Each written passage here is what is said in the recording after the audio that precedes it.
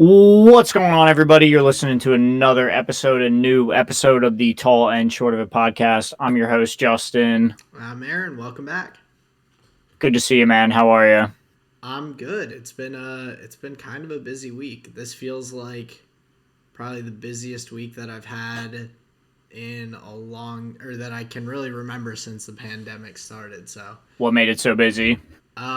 So over the weekend went snowboarding. So got back into that a little bit, which was nice. I hadn't been most of the season, so got to hit the slopes, work out some muscles, and get some soreness that I hadn't had in a while. Some from falling, some from actually using muscles. How many times did you fall? Didn't count. It wasn't. See, the good thing about this time, I didn't really have any bad falls. Nice. So last year I had some pretty hard ones. This year, most of my falls were pretty, yeah, well, easy. They still had some soreness afterwards, a little bit of bruising here and there on the arms, but nothing, no injuries. That's good. I did win the much wanted title of Jerry of the Day on Saturday by having to have the ski lift stopped. Well, that's good. Yeah. Is Jerry of the Day a Parks and Rec reference? No, it's not. It's typically a nickname for people who don't know what they're doing on the slopes. So Gotcha. I got that. Who's the original Jerry? That I don't know. I'd have to ask Shane. He's the. Was there a Seinfeld episode? I don't think there was a Seinfeld Gotcha. episode. Okay. There is definitely a Seinfeld episode about going to like a mountain resort, possibly for skiing. Don't recall exactly, but yeah, I just zoned out when the chairlift was coming around and didn't get on properly, and then it like kind of knocked me down a little bit, and then I had to get to the back of the line. So it is what it is. You hate to see it. It was, and your friends are just getting carted up the mountain, and you're just down there all. Oh yeah, they were like, "We don't know that guy." So, right, that's funny. Which is fair. Tap your helmet with their snowboard. I definitely deserved it. Hell yeah, damn dude. Sorry to hear that. It's all good. I've gotten better at dealing with the embarrassment and anxiety that comes with. So that's good. That's good. Yeah, because that's rough. I beat myself up riding the chairlift up to the top by myself, and then when I got to the top, I was like, "Oh, never happened." Put it out of my mind. What are you gonna do? You're never gonna see those people ever again. I mean, plus you're wearing face masks. I got a helmet on. They have no idea. Yeah. So there's that. Monday. Well, that's exciting. I'm glad you had a good time on the slopes. That's sick. Yeah, it was a lot of fun. A lot of drinking too. It was a good time, and I felt love the good. boozing. I almost, I was trying to learn some tricks. I almost hit a 180 off a box jump. Couldn't quite stick it, but next time. I believe in you. You'll get it next time. But yeah, there was that. Then we had preseason testing that I was trying to keep up with all weekend, so that was fun. That was a lot. There was a lot of footage to go through. Oh yeah, because it was 2 sessions each day, right? Yeah, 2 sessions each day, like 4 hours each. Yeah, it was a lot of driving. But really interesting. Yeah. Now this was your first time watching a preseason, correct? Right, yeah. I think last year I kind of glanced over some like after things to get a little bit of an idea, but this was the first time going through and kind of watching a lot of that. What were your first like? Well, I don't know. Like, is there any other like housekeeping stuff you wanted to go over, or do you just kind of want to get right into it? Yeah, we can dive right in. Okay, cool. Because, tell me what your first impressions were. What were you thinking? What did you like? So first impression, I was surprised that Mercedes was struggling a little bit. They weren't really struggling for pace necessarily. They were still pretty good up there, and I think their race pace will be fine. but it was interesting to see Lewis and Valtteri kind of having some difficulty with the control of the car. So that was one thing that definitely stuck out. Alongside with all the Honda engines, Red Bull and AlphaTauri were both just killing it. So those were my initial solid thoughts that I had. I was like, these teams look like they're going to be pretty good. Red Bull might be able to contend with Mercedes, which just I think makes it more fun for everyone for there to actually be a title fight a little bit. Right. Instead of just Mercedes way out ahead and everybody trying to catch up. Yep, exactly. Yeah. Yeah, you hate to see that. The rookies looked pretty good. Yuki Tsunoda especially.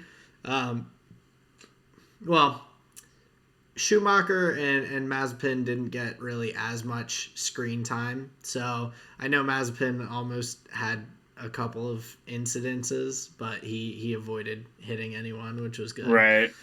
Well, what's interesting about the Haas car is, and this is just what I understood from the broadcast, is that they are holding upgrades for the 2022 season, and the vehicle that Mazepin and Schumacher are driving are pretty much the vehicle that they're going to have throughout the course of the 2021 season. Yeah. Which was like a bit like, well, now that I'm thinking about it right now, like it's not that disheartening. I was going to say it's a bit disheartening, but like teams need development years. Teams need time to train and get up to pace and this and that. But I thought that was one interesting thing coming out of the testing was that Haas was openly talking about like, look, we're not really focused on this year.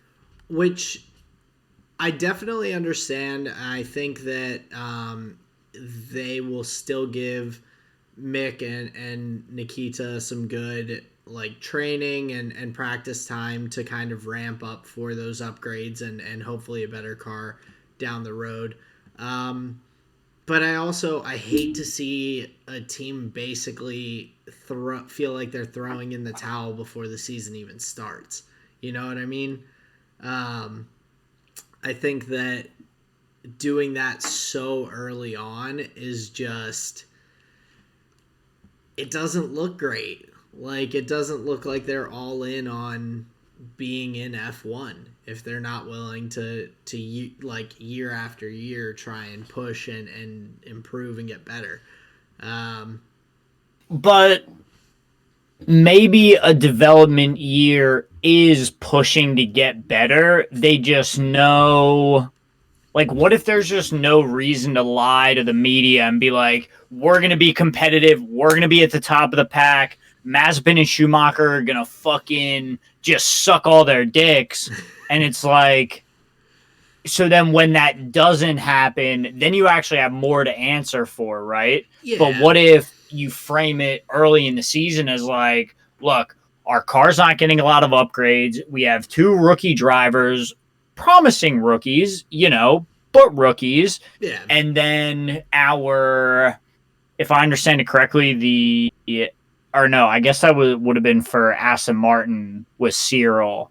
I was going to say Haas didn't have any like board reworks, did they? Not that I'm aware of. Okay.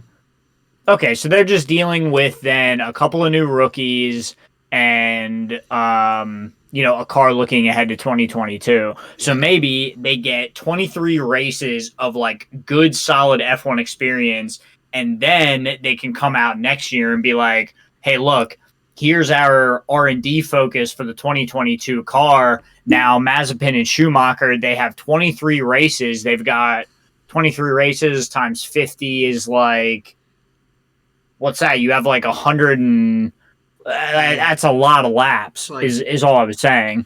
1,100, 1,200 laps, yeah. That's a lot of laps, right, in an F1 car on F1 tracks. So now they're more seasoned, and then maybe next year they can be a little more competitive and like be ready for that. So it may just be a careful positioning in like the media where you don't actually want to. Um, Maybe you don't want to lie like that because then you have a lot more to answer for. I guess that's all I'm saying. Yeah, and I mean, I definitely get that too. I wouldn't want them to come out and be like, "Yeah, we're going to be racing in the midfield," and then be 19th and 20th place every week. Right. But mine's more, I guess, Oh in wow. terms of like saving the development until the 2022 season and everything. I think it feels like they're throwing in the towel a little bit on this season before it even starts. Like they're not even willing to give their drivers a shot at being competitive this season. Which I mean, Hmm. like I definitely understand wanting to put focus on the future and everything. Like F1 is going to be around for a long time, and you want to be successful down the road. Um, so I definitely understand not wanting to put as much effort into this season, but it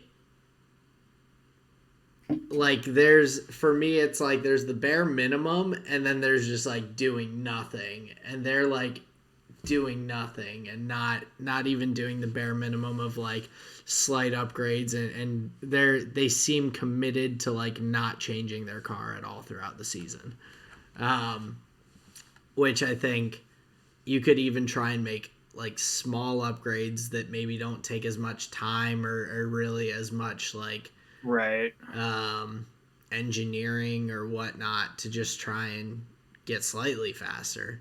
Right. Like I think by the end of the season, if they don't do anything with their car, they're going to be like 1 to 2 laps down in almost every race for the last 5, 6 races, probably. Barring safety cars and things like that kind of reel things back in. Yeah. And I think Well, that's just not it's not in the competitive spirit for me. But I understand there's a lot of other factors involved. There's money, there's development, there's all these different things. But right. that kind of disappoints me.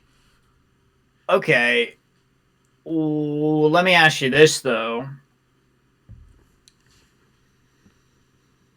Sidebar that makes me think of I saw a short video on YouTube. It was pretty funny. It was like a short little clip. It was just like every podcast ever. And it was just this guy going, all right, so let me ask you this. I hear you. Let me ask you this. He's like, all right, but let's just pick your brain here for a second. But let me just ask you this. And it was just like, I guess, like classic podcast, whatever. But anyway, it's not as though Haas is like your favorite team, though, nor were they something that made the top of the table either, right? I Right. don't think we're missing out on anything by Haas taking some time. No, in If it was like an Alpine or a Ferrari or a McLaren, I would be like, what? And yeah. then I may feel similar to you. But Haas, I mean, it sounds like they need the time, bro. Yeah, I think the reason that I have a tough time with it is they were competitive in the midfield 2, 3 years ago. Like, Okay. like they were like early in I think it was the 2018 season. Grosjean was having some like top 6, top 7 finishes. Like they were like decently competitive in the midfield, and then like last season they just got worse. And it's also concerning to me in a sense that I wonder if they plan to stay in F1.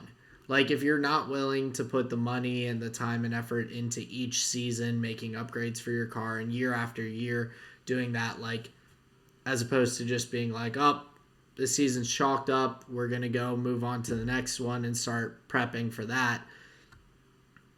Are you a super committed organization in the F1 field, or is there someone better who could take that spot potentially and like really year after year push to be competitive?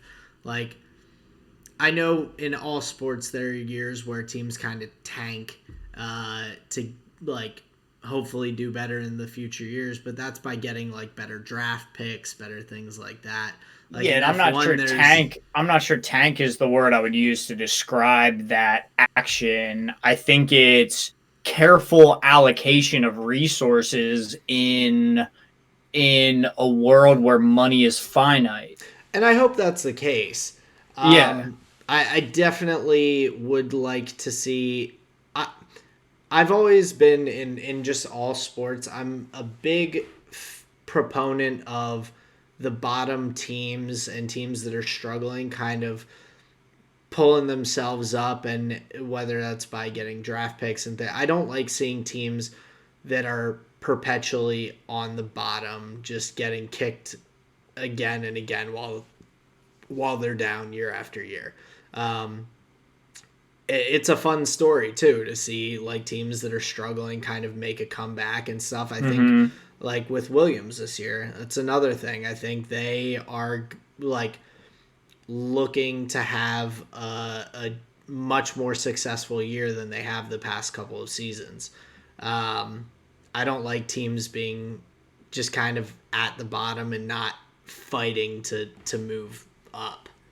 To that point, though, is that what made George Russell's um, Sakir Grand Prix showing so exciting because you saw a driver that was on a team that was seriously struggling for so long come up and do something truly great I mean, for like sister organization, yes, but it was somebody who was like at the bottom of the board for a long time, and then you see him come up and do this wonderful thing on the track.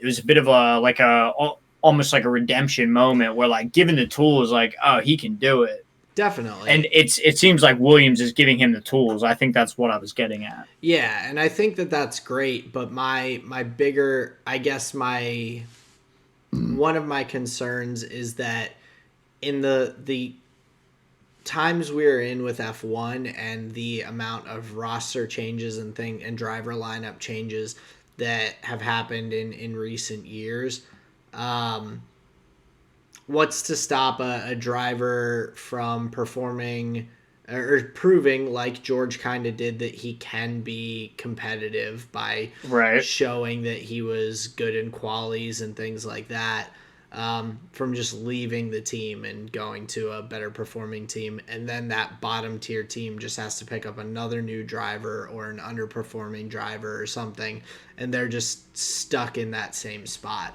I mean, the only thing that really stops something like that from happening is like having multi-year contracts where drivers are locked in, so they're like, well, you can't jump ship because we got you locked in.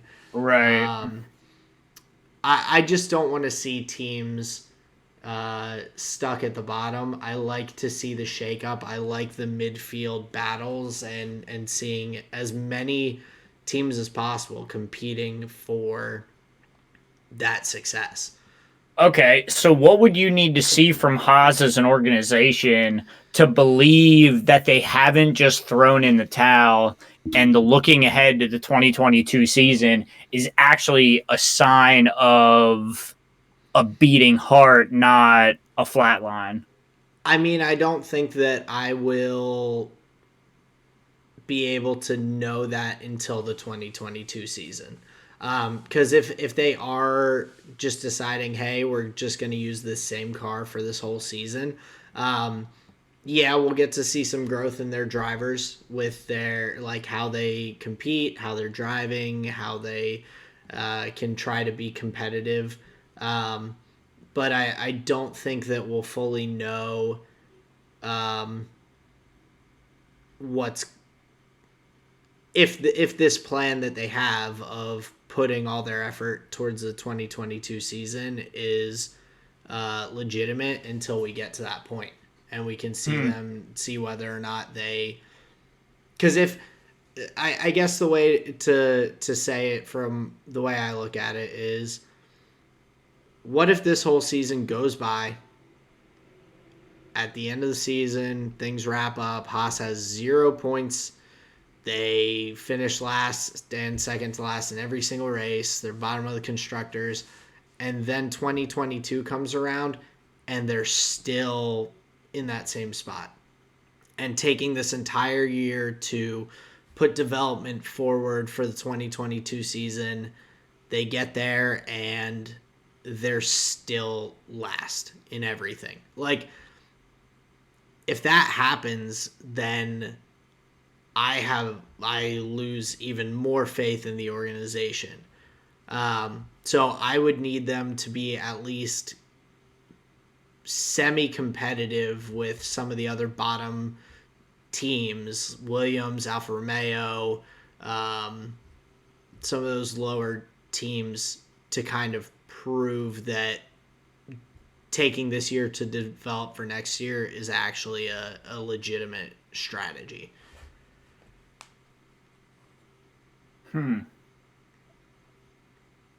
Because, I mean, they won't be able to prove I don't think it'll be that year. bad. I don't think it'll be that bad. I hope it's not. But that's like worst case scenario, bro. It kind of is. But I think there's also a lot to gain from trying to make upgrades and changes to your car throughout the season. I think you can learn a lot through doing that during the season. Because otherwise, like, your planning and preparation for next year, it's all hypothetical. You're not getting to practice with those new aero things. You're not getting to practice with the new engine upgrades. It's all simulated. It's all data, numbers. Right. There's no actual way to be like, to say our car next year is guaranteed to be much better or anything. Right, like something to be feared. Right. And even I don't expect them to go from like last place to competing for a constructors championship. Like I that's not my expectation, but I think there's a lot of value in making upgrades during the season and getting legitimate practice and competitive practice with those different things to make sure that you are on the right track. Like, it's possible that they think that they've got something like really nailed down for a year out, be like, oh, like this is going to be great, and they get to that point and it just doesn't work like they're expecting it to. Right. So, well, I don't know, man. Maybe they know something we don't. But yeah, it's makes me think of a bold strategy, Cotton. Let's see if it works out for them. Yeah, I mean, they've got a lot of smart. All these teams have really smart engineers. They have really like put together organizations, and I know that no one's like intentionally like failing, because obviously everyone wants to be successful at the end of the day. Right. But I just hope nobody more than Gunther Steiner. I just hope that it works out, because if they put all this effort in and it doesn't work out at all, it's gonna look really bad. We fondled all these women and we can't get a constructors. Jesus. Well, I mean, the way Mazepin almost ran into two different people during testing, who knows if he'll end up even being a driver with getting that many points on his I don't know, dude. license. I don't know, man. Grosjean had a problem, and they let him drive. They even took him into IndyCar. They were like, "Yeah, we'll take you." I mean, no one seemed to care. A lot of his crashes were one-car crashes. That's true. Well, isn't that worse? Isn't that worse? Just like all by himself, he's just putting it into the wall, or like, I mean, I don't know. I don't know if it's worse. I think it's better in a sense that he's not taking out other. He's not torpedoing other cars. That's good. You're right. He's only burning his hands, not other drivers' hands. I was like I was saying to you, really happy to see him kind of in an analytical role on Twitter and everything. As much of an analyst as anyone can be on Twitter, but Right, right. um, Aren't we all just PhDs on that site? armchair analysts, man. Armchair fucking doctorates, bro. But no, it was cool. He was making comments about how he was seeing some of the cars behave, especially like Mercedes with the back end being difficult. Right. Even in a lot of the videos I was watching of, well, either live or recap videos, watching the Mercedes drivers go around the track when you have the cockpit cameras on was concerning to me. Like the amount of times where they're going around the corner and they're like making these jolty little like Yeah. corrections and everything. I'm like, that doesn't look smooth. Like that doesn't look No. clean. You shouldn't be having to make that many like of these jerky little like changes with the steering wheel. Yeah, I think Um, at high speeds that can get pretty dangerous. Definitely, and I thought it was yeah, I think it's interesting to see them kind of struggle. Superman has a little bit of a chink in his armor. Well, not yet. Well, yeah, You're it's only seeing Superman on the training field. right. They could be sandbagging a little bit, Well, and yeah, nobody's using live rounds yet.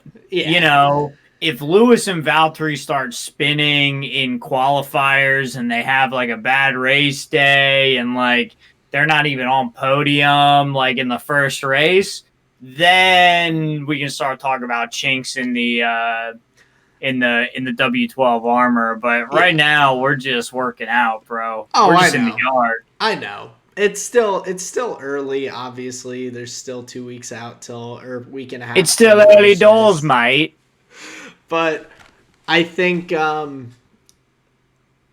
just based on the data and the information we have, it was Yeah. interesting. Yeah, Mercedes best of the rest. Red Bull, Alpha Tauri, top of the heat. Um, I was really impressed with Alpha Tauri. I mean, they seem to have, Specifically Yuki. yeah, they seem to have really gotten it together. And I know you were super hyped for Yuki. So, what were your thoughts on like his weekend, his testing? Well, it took him a couple laps to like really get going. Because we didn't see him top of the day until Sunday, I think it was. I think it was. I think it was second session day two, maybe. So it was like the Gotcha. later. It was definitely later in the weekend. Gotcha. Either way, I think he looked confident. He was fast. The car itself looked really good outside of the um, just like the data laps when they were like really pushing it with soft tires. Mm, He looked really good, confident. I think he's going to be a real problem for drivers on the grid. yeah, I think he's going to be really solid, which I'm happy about. I think that having, I thought Gasly this past season performed really well. And Mm-hmm. so having him and Gasly together, I think that could be a really competitive duo to push AlphaTauri up towards that, like maybe even fourth position in the constructors, fourth or fifth, somewhere up there. Um, I think it'll be interesting between like them, Aston Martin, and Alpine, kind of in that middle. I think McLaren looked really solid too, so I would not be Mm-hmm. shocked to see them be a um, third place in the constructors.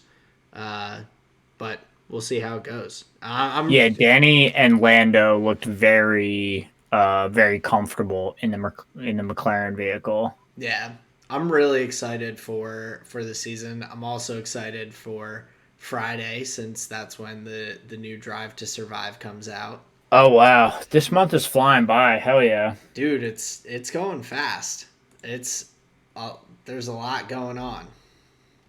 Um, but yeah, I'm excited for that. I think like overall, um, yeah, seeing Red Bull really perform well and not seem to have too many issues other than I guess when was it Checo's the casing around his engine just like shredded and blew off. I think that was his car. Yeah, I don't think it was Max's. Yeah, it was really odd. That was weird. I've never seen something like that happen, but I Yeah, I'm guess curious if it was like a temperature issue. I didn't hear what the commentators were saying. I missed what they were talking about either, other than the fact that it happened. I don't. Maybe it had something to do with the crazy winds and the sandstorm, like the fact that they Ah, had Darude out there playing right. during like Just it chucking those beats all over the track. probably just distracted everyone a little bit. Right. They're like coming around the home stretch, and in the distance they just hear do do do do do do do do. Sorry, that was a terrible joke. But that was also weird, like seeing them kind of out in like well, not artificially, but like slippery conditions that were not due to rain. Yeah. There's something so odd about the F1 mentality of like, yep, we don't quit for anything, you know? Definitely, it was weird, um, but kind of cool to see them in a little bit of a different environment. Well, we could just blame the Mercedes on that, like the car was tuned for dry tracks, not, a 1 inch layer of sand on the track. Yeah, true. Well, it was funny while they were going through. I was watching. That was part that I got to watch live. Nice. And I'm sitting there, and I forget which commentator said it, but he just goes, "I hate sand. It's coarse and irritating, and it gets everywhere." It was Will Buxton. Yeah, people all weekend were talking about his Star Wars references. I thought it was hilarious, but the other commentator, I immediately picked it up. I'm like, oh, Right. that's funny. And the other commentators had no idea for like 5 minutes, and they're Yeah, they like, suck. oh, like that was a Star Wars thing. And he's like, yeah, So bad. very entertaining. The broadcast was fun. You enjoyed Ted Kravitz's hand motions. Dude, it was so funny. The section where like something was going on with the audio, he was literally like so animated, like pointing out to the cars and smiling and like yada yada yada. And it was just like nothing was coming through. It was just dead silent. And then they cut him off. They were like, bro, we can't hear a word you're saying. I It was need to see terribly if I can funny. find a clip of that because I'm sure it's out there. Yeah, it was like an hour into like the first session on day one. So I'm sure I could go back through, Yeah. Yeah, it was find it, hilarious. but very entertaining. Um, I was also, I know I had mentioned it to you, but I was really intrigued by the lap counts that the teams were doing, and Yeah. kind of how many total laps teams got in. Yeah, and you had those numbers up, and some of the drivers were putting in insane mileage. Yeah, like I think I forget which day. I think it was day 3, but we had uh, Kimi Räikkönen putting in 166 laps in one day, which is just insane. The fact that it like oldest dude out there, and he's just like, yeah, I'm gonna be in this hot car and suit in the Bahrain sun, and I'm You're just just going gonna around and around and around and around. power through for 3 full races worth of driving, with George Russell only 8 less laps than him. Like on day 3, Kimmy did 900 kilometers of driving. That's crazy. The endurance on those guys, man. Yeah. And then after George, like the next closest, Yuki Tsunoda did about 500. So he did 400 kilometers more driving than the third most on the grid that day, which That's is just crazy. It's nutty, man. Like, what Um, leads the teams to do so much less than that? Honestly, I don't know, and I maybe it's fine tuning. Maybe they're trying different things. Like Kimmy might have been just doing a lot of that, like um, long run testing to see how the car does on heavier loads of fuel and more of a race kind of simulation. Where other Right, teams maybe are trying to cut down, do less to get more of like a quali style with low fuel and different things like that. right. Um, Not really sure. I'm sure they had plenty. I'm sure teams had their reasons, but the fact that it's such a huge difference is like just kind Well, of that's the crazy to see. thing, yeah. Like it's weird to see that there's that huge of a Right. difference Because it's not between. just like 10, 20 laps. It's like double, triple, quadruple the amount of laps. Yeah, which Yeah. is a lot. Obscene. Man, I can barely sit for like I can sit for like a couple hours.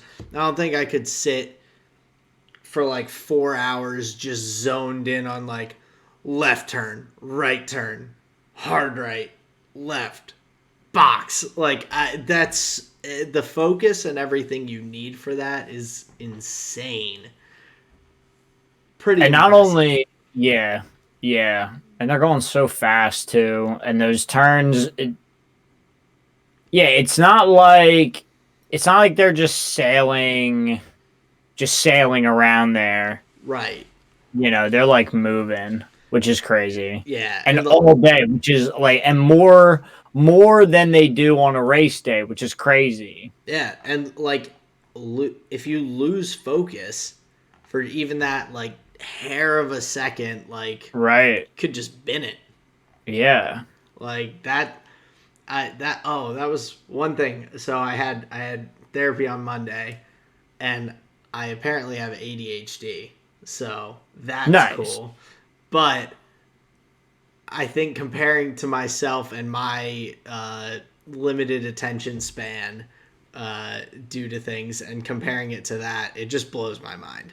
Yeah. I'm That they can just like amazed zone in on that one thing for for that long. Like right. it's insanely impressive. And I know it's also like compared to me it's crazy, but also I think compared to just the average person, I think that's wild to be able to just lock in like that for that long. In a hot machine going really fast. Yeah. Yeah, there's a lot of factors there. You're like chugging water from a little pouch, probably peeing while you drive, Um, maybe sweating it out. Who knows? maybe. I don't know. If I was an F1 driver, I would say give me a catheter, bro. Oh, I think I'd rather a catheter than a diaper. oh, yeah. I would say in terms of like comfort Hmm. but I also for some reason feel like that would be a safety hazard. Yeah, probably. Yeah. And I mean, if you can't hold your pee for like an hour and a half, like the races can't go longer than two That's hours. true, and I guess in that however many 900 kilometers, I'm sure they had a few breaks throughout the day. Of like, Right. it wasn't like Kimmy was just driving Yeah, that he had straight time. He through. stretched his legs. He got a bagel. He wasn't too worried about it. Yeah, but still, that's a long time to just zone in on. Yeah, and it's from a driver like you wouldn't expect. Like he's Alfa Romeo. He's not like top of the grid needing to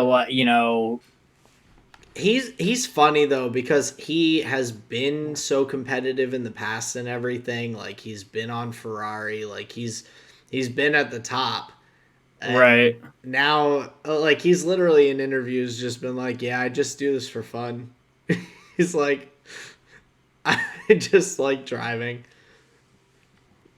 I mean, I mean, you love to see it. it's kind That's of what you want for everybody in life, right? definitely. Well, and I mean, even we've got Fernando out here who I forget. I was looking at something with him, but he has had a ridiculous amount of. Oh yeah, there it is. 1, 2, 3, 4, 5, 6, 7, 8, 9, 11, 12, 13, 14, 15, 16, 17. This is his this is Fernando Alonso's 18th F1 season.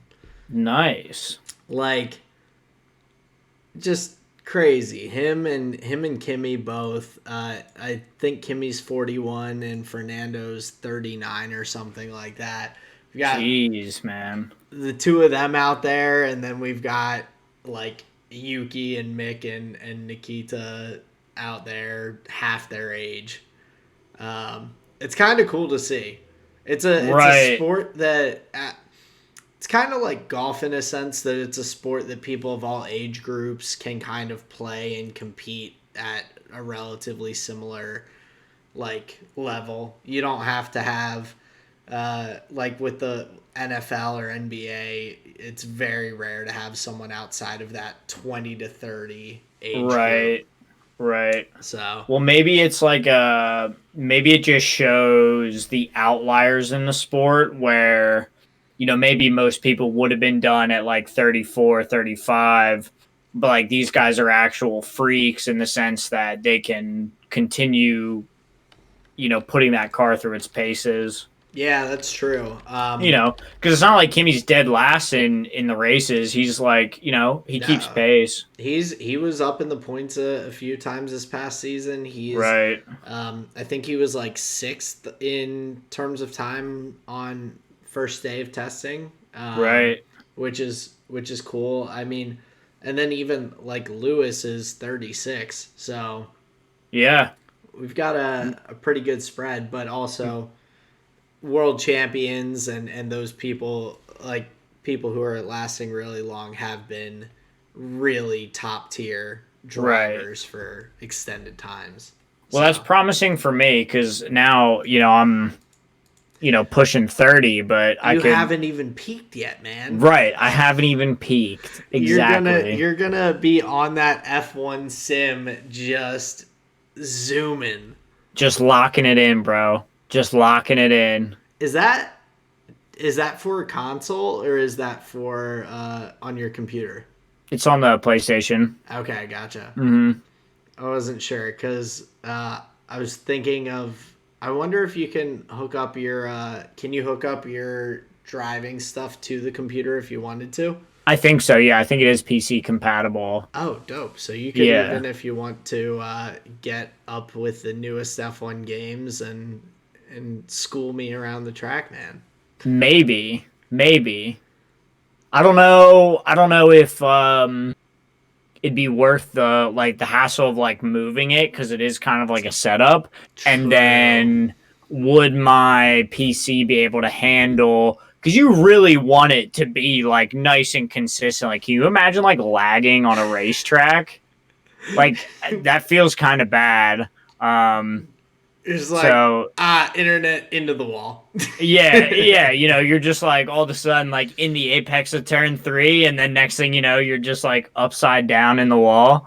That'd be Yeah, unfortunate. that would be unfortunate. So yeah, I'll stick with the PlayStation 3 for now, but maybe One day, maybe one day I'll be a sick racer. one day we'll get some once at the point that I get my own setup and everything and feel like we could compete, then that's when you'll have to Hell switch it. yeah. That's when you'll have to switch it. I'm not gonna race you keyboard versus.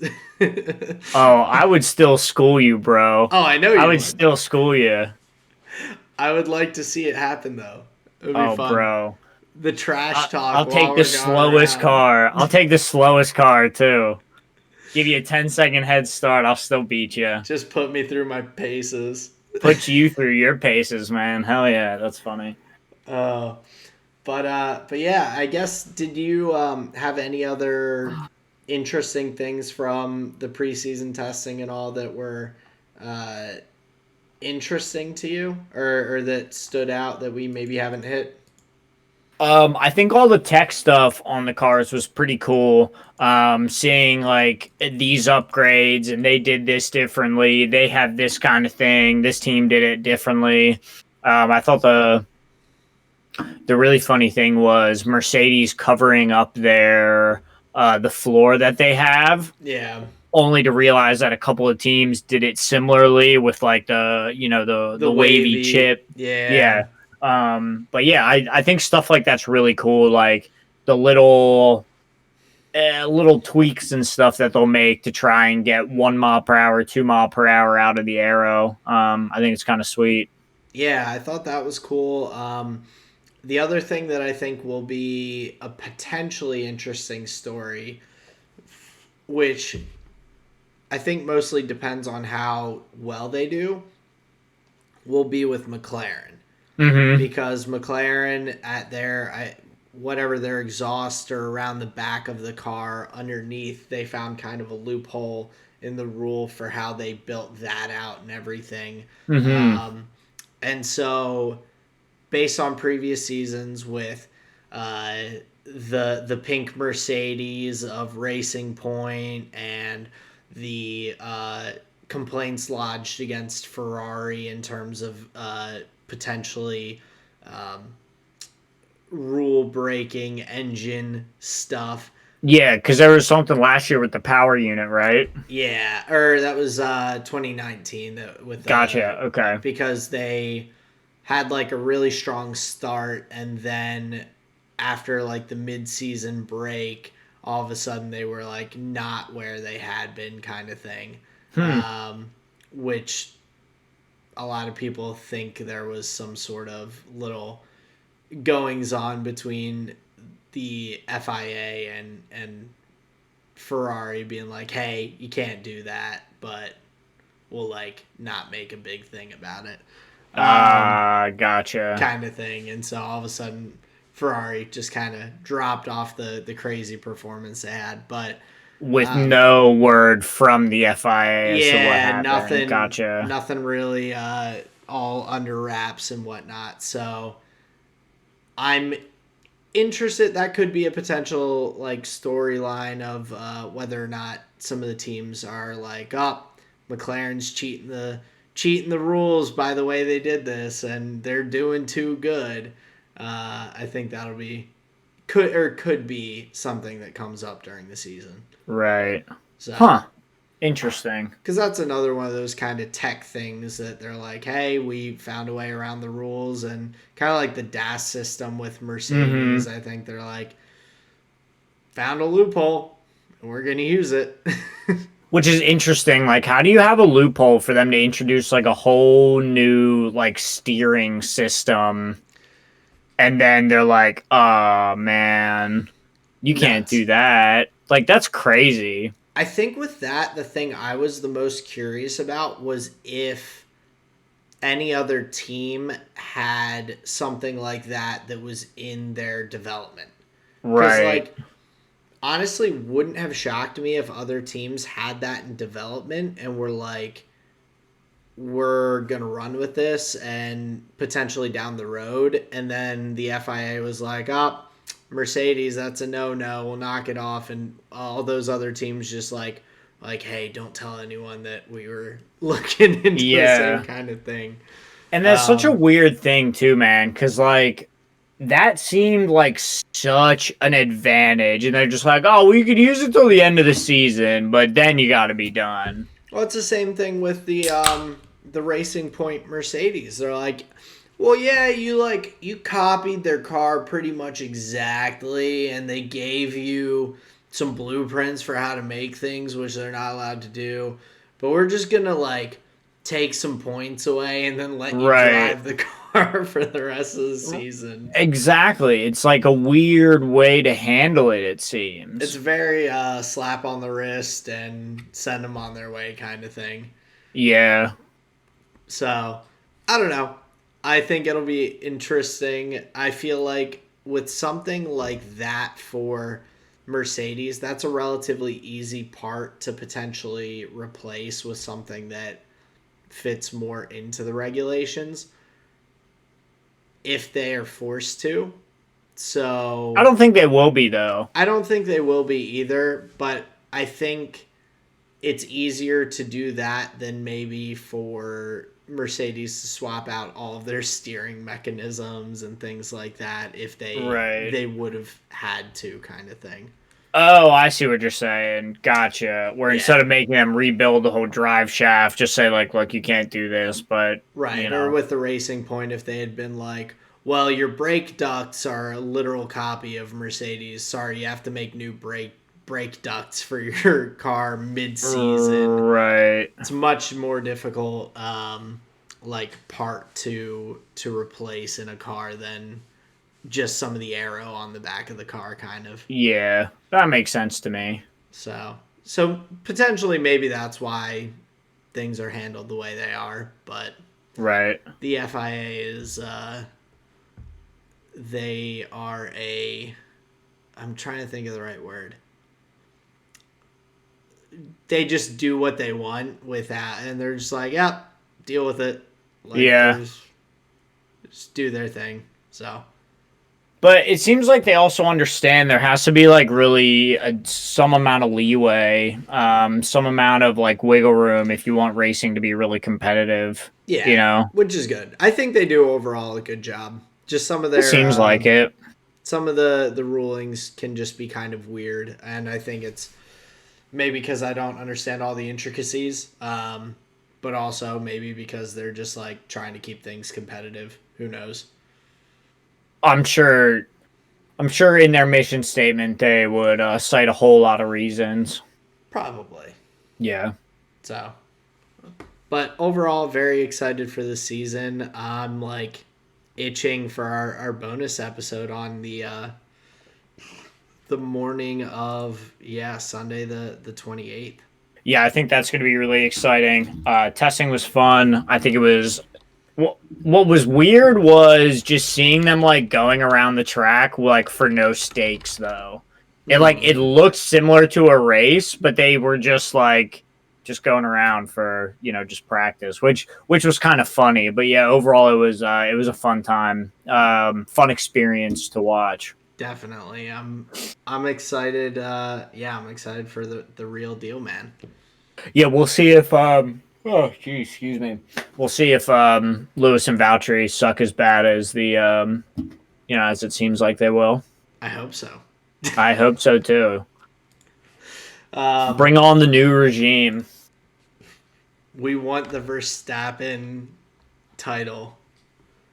I would love that, honestly. It would be pretty dope. Yeah, I I would think he not can be do it upset. too. So, yeah, I think he could. And I guess looking at titles and playoffs and whatnot, we've got LCS playoffs coming up here pretty quick. Um, not, I guess, a ton to hit on because I feel like standings and things didn't change too much, but I'm interested to see how the first best of fives go this weekend. Yeah, and I'm glad they're doing it. I'm glad they're doing it best of fives for everything instead of some weird like ramping up with best of threes and then doing the best of fives. Because that would be a total dick tease. Um, Yeah, I'm but never a yeah, fan of that. Like best of it's three, just best of stupid. yeah, It's it just dumb. doesn't make sense. I think I'm more excited for the Cloud9 100 Thieves series. I think the pick ban is going to be a little more diverse. I think both teams are going to be trying to prioritize different strategies, which I think is going to make for some really interesting pick ban. Um, Well, and I think with that, it'll be more interesting because both teams have kind of struggled a little bit recently. They've kind of faltered a little. So I think mhm. that'll be interesting to see in a best of five matchup kind of how they handle it and how they do. And I'll say this: I think one of the exciting things is going to be watching them with Sarah.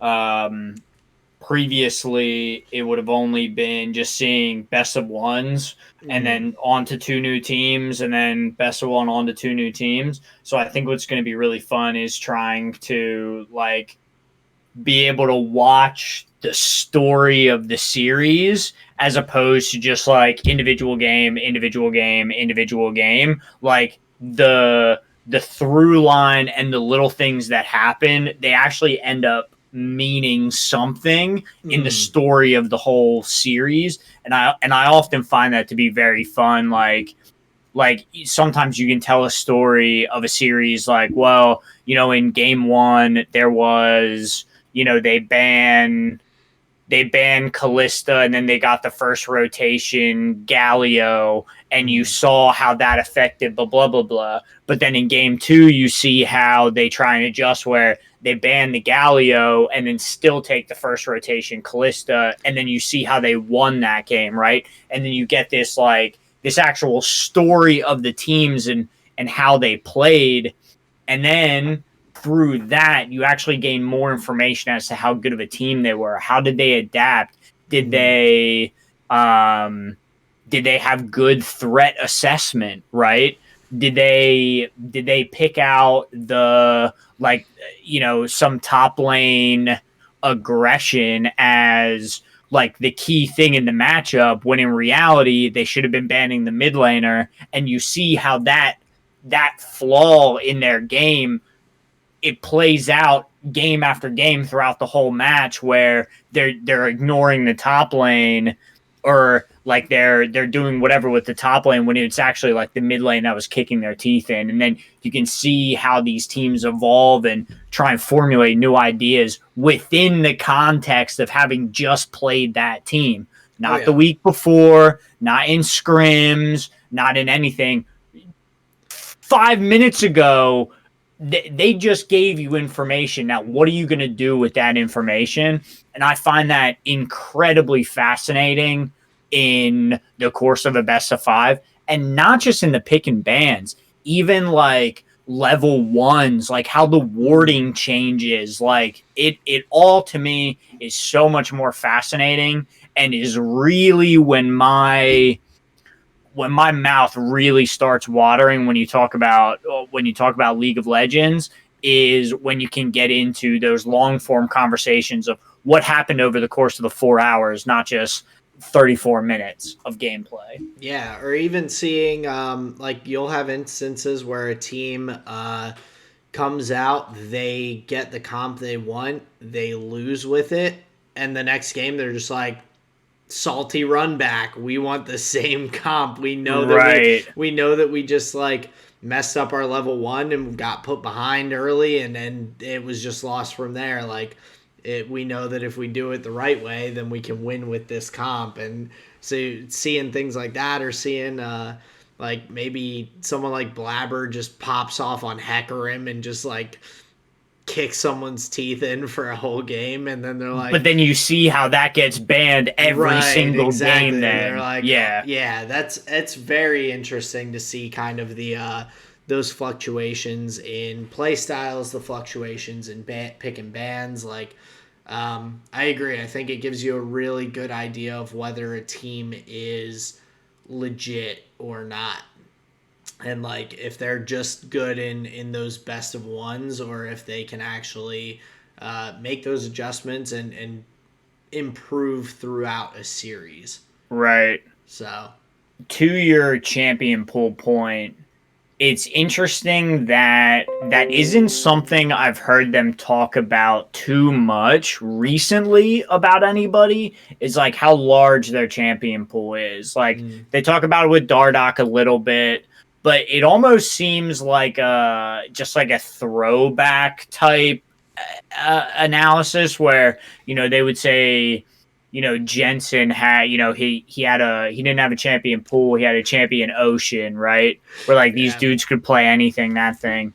Um, and I haven't seen that narrative really come through, which makes me wonder how much these players are really experimenting with like off meta picks and things like this. Because we haven't really seen that during the regular season. We've seen a couple of like standouts like Reyes' Draven, and some others. But Mm. overall, it really has been a bit of a homogenous split.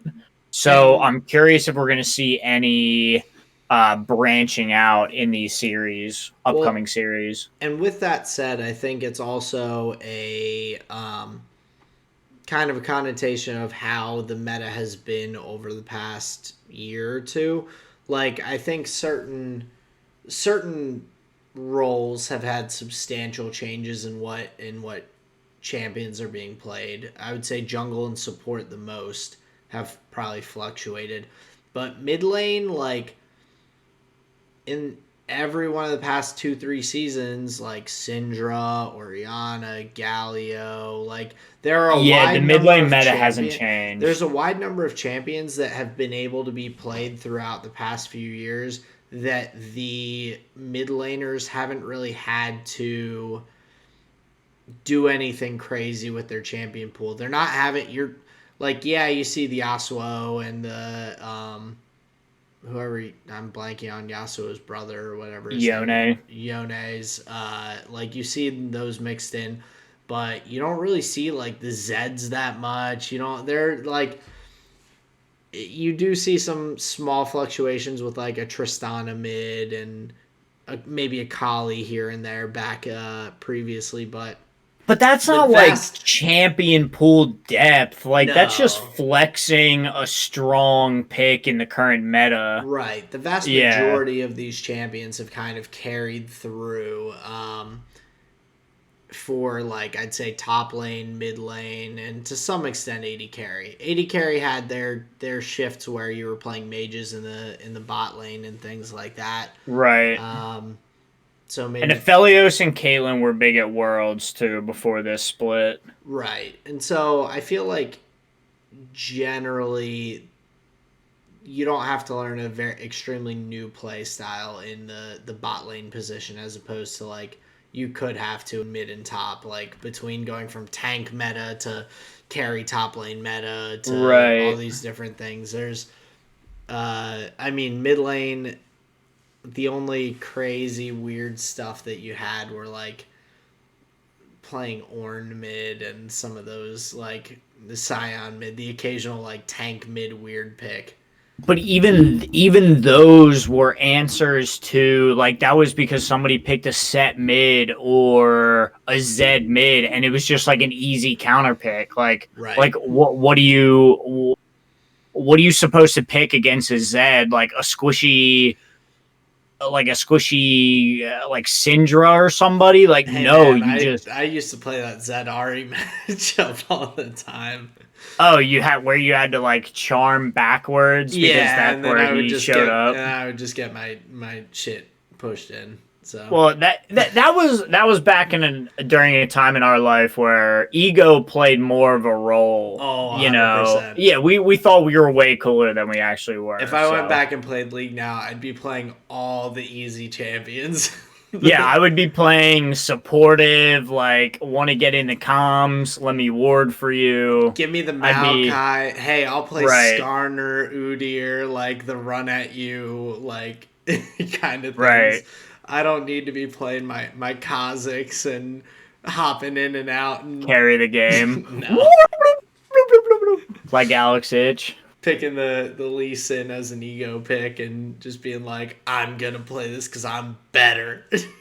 I'll tell you, speaking like going back to competitive and not just like bad bronze tier, but that's a pick that I've been craving to see the Lee in Sin. LCS is Lee Sin. Like I've been trying to explain to Sarah like how insane of a champion he is in the hands of like the best players in the world, but we just like we don't see him, so like it Well, never gets exemplified. I think the closest comparison to something like that you could make would be like someone pulling out the Kindred right now because I think one of the biggest strengths of Lee Sin other than his early dueling and damage is the potential for obscure gank paths and the ability to hop and move across weird walls so frequently that Lee Sin has with ward hops and like Mm-hmm. hitting his Q and following it onto like camps across different things.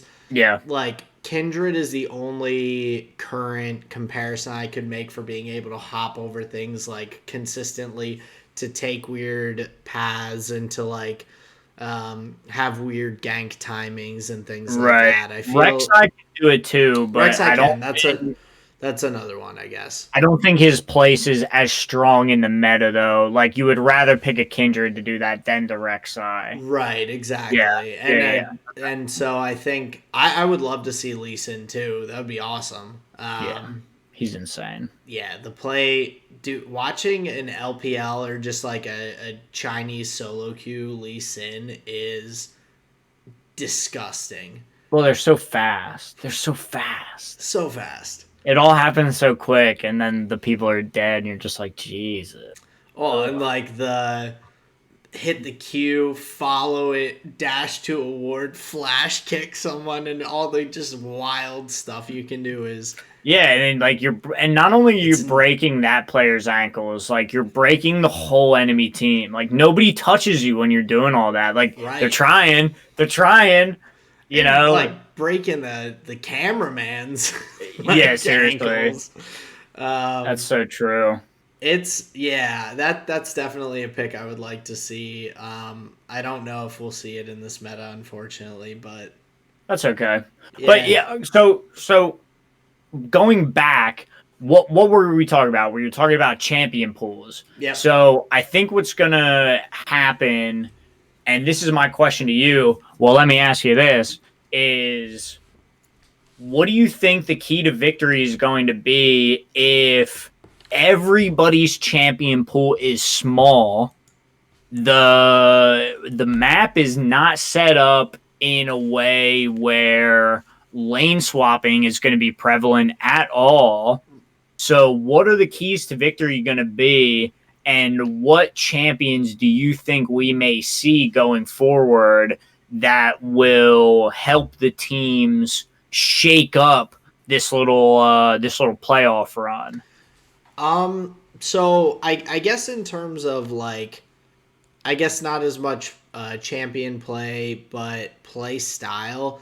I think that commonly when I see teams lose or get behind early or put themselves in bad spots, one of the biggest things I notice is that they have um, a weak enough early game that they're losing early objectives. I think it's often it seems very rare that a team that is willing to concede the first two or three dragons because they're using a scaling composition or something like that is able to come back and win the game, if that makes sense. Like they may not be Oh, behind totally. in Yeah. gold, but if they're just like, oh, like we won't fight the first two or three dragons. We're just I gonna like think I think you can skip the first I two. think two is okay, but The meta's too fast right now to give up that third dragon and think that you're going to be okay. yeah, Because that's way too much of an advantage. And B, that means that the next fight that you go to in 5 minutes is a do or die. You have to win that fight, or at right. least the 50-50 to even start your stacking.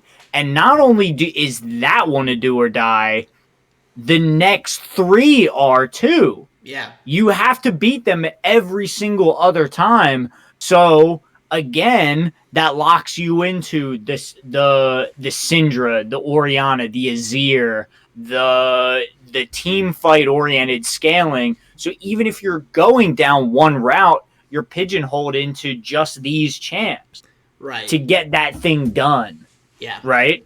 And that's going to be my concern with teams is you're talking about they're opting into the scaling and giving up these dragons. I don't think teams have that luxury because you're right. We haven't seen teams come back and recoup that dragon soul. Yeah. It just doesn't happen. Well, and so I guess going more to the picks and things like that, I think that fact of the macro play of having to contest for those early things, I think that really pushes. I don't think it affects the mid lane champ pools as much. I think we'll see plenty of Oriana, Azir, Syndra, but I think it affects the jungle a lot, and I think it Mm-hmm. affects the top lane a lot. I think Mm-hmm. that we will see a lot of Nars and looking for teams to be fighting on Gnar ult cooldowns Mm-hmm. and Narbar. I think that's going to be a big deal. Um, I also wouldn't be shocked to see a good bit of like some Gangplank play where because the ult from Gangplank can be really significant in some of those team fights early on. Like some of the damage that can come out from a good GP ult early is uh, can be make or break in a fight. So those are like a couple top lane picks, but for the jungle, I really expect to see a lot of these like the Hecarims and kind of the, I guess, more brawly like junglers. I think Okay. that will be consistent. I know a lot more teams have been picking like the Nidalee and things like that, but I don't. Only with the Renekton though. Yeah, I don't think that the Nidalee is as strong of a pick as some teams have made it look. I think it has too much potential to go down and to just be kind of useless. Like, if you're not hitting spears on Italy, you're screwed. So I think overall, that pick, even though I feel like we've seen it a bit lately, you might see it in like a game one, game two. But in the games that are like make or break in a best of five series, I don't think that pick's going to come out really. Hmm. I think especially if a series goes to 5 games, I think teams will not be willing to take the risk on a champion like that.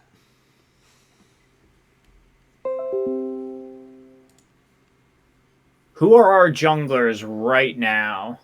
So 100 Thieves is So just I guess talking you mean like for the games this weekend like Liquid, Cloud yeah, Nine, like who are our actual jungle players? We have Blabber for Cloud9, we have Cl- Santorin for Liquid, Closer for 100 Thieves, and Closer for 100 Thieves. Speaker for Okay. TSM. Okay. So then thinking of just those players specifically, we're gonna see a lot of Lilia and we're gonna see a lot of Hecarim. Yeah, I Like think I don't know. Okay, so this is where to our listeners, the one thing that I don't do in my research for the pod, I don't look at patch notes. So please forgive me if like we're missing out on something that's like, oh well, in patch 4 point blah blah blah blah, the blah, blah, blah. So that's why Nunu's gonna get played. All right. Yeah, these are the things I don't know. yeah. All I'm saying is, based on what we've seen so far, I think we're going to see Hecarim. I think we're going to see Lilia. But I can't say I've been too impressed with the Lilia. And to your point, where you're like, I don't think we're going to see Nidalee in a game five. If I see Lilia in a game five, talk about Haas just like belly up and dying. Like that's what that seems like to me. They're snowball picks. They They are are. They are. like But you the obviously haven't snowballed anything if you're in a best of five scenario against a team. That means you guys are as even as it gets in League of Legends. yeah. I If you're don't going to game think. 5, there's no shot. No shot of seeing those picks, in my opinion. I don't know. I don't know. We have some new coaches. We have some dumb players. I'm serious. Yeah, I'm serious. I think we're gonna see some really dumb shit from these teams in the pick bans. yeah. Honestly, it wouldn't shock me too much. I I'm I don't I'm know, man. Maybe I'm scared. just like cynical, but I am. I'm just scared for the TSM Team Liquid Game 5. Power of Evil rolls up, hikes his pants up, and Instalock Zillion because Bjergsen's just been coaching him all under the table all season.